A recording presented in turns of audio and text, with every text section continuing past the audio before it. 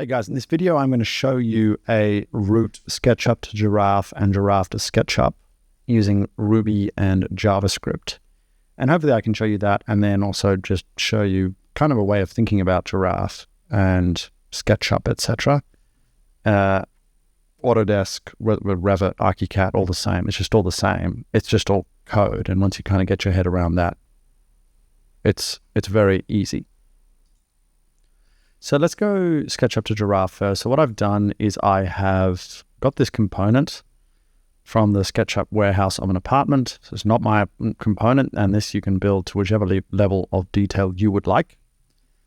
And I'm just going to paste that component in there, and I'm going to move, so its origin is there, and delete the entourage.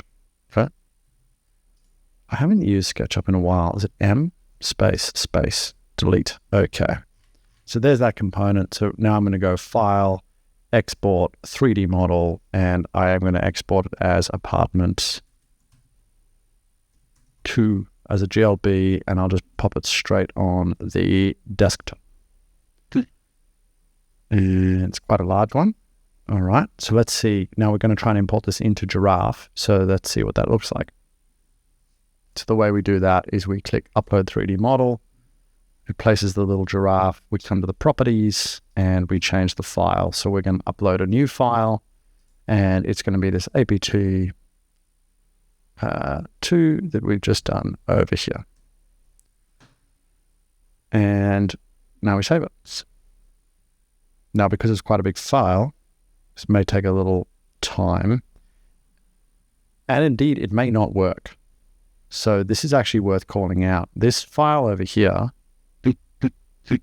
it does work. Okay, so there it is. So I would say, and once it's actually loaded into the scene, it's not terribly slow, but that initial load of all the textures, like this is quite a lot of textures and geometry, takes a while. So when you're bringing information into Giraffe, it is worth thinking about what information you bring in. Just like in any job, it's worth thinking about exactly what I need, because everything that I don't need that I'm bringing with me is a negative. So more is not more. More is sometimes less. Less is very often more.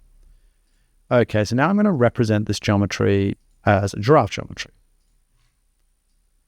So do something like this, and it's kind of a complicated shape, something like this, and then there's like a this,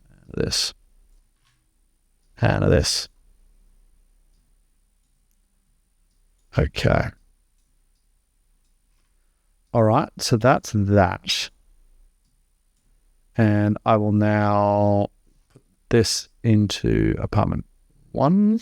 That's fine, doesn't really matter. And I'll change that floor to floor. So it matches. Seems a bit low. I'm not dwelling on the units and the translation. That could be, something.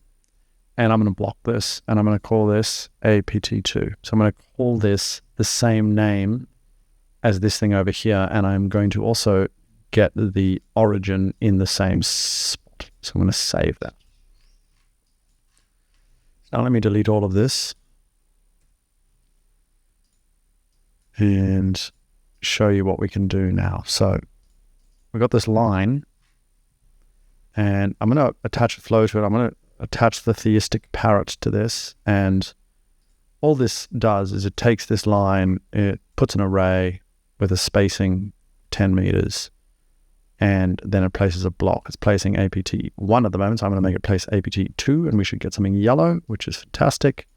And now we just need to change these parameters, so that offset, and it's not a 10 meter offset that we're looking for, it is a offset that is the width of this apartment, which I think is just above 5, something like that. And the distance here is the floor to floor of the offset, which was 2.8, something like that. There we go. Okay, so now we're using Giraffe for what Giraffe's great at, which is like these kind of flows. Very lightweight way of building geometry. And I'm just going to do this. I could automate both sides of the apartment, but I'm not going to. I'm just going to do something like this. Okay, like that. and delete this one, and let's put this where we want it, which is over here. And okay, so now we have this ability to create these master plans in Giraffe with a block that references the SketchUp block or the SketchUp component, which is very similar to a block.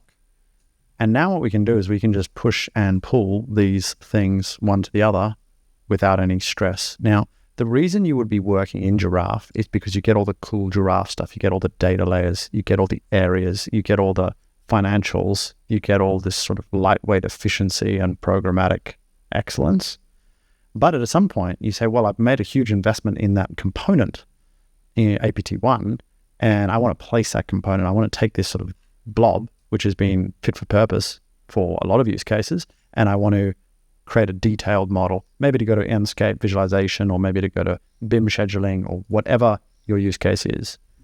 And this is when we use code. So we're going to use the application programming interface of SketchUp, which is Ruby, and we're going to use the same in Giraffe, which is JavaScript. And so we're just going to use these SDKs. So I'm going to open the live code.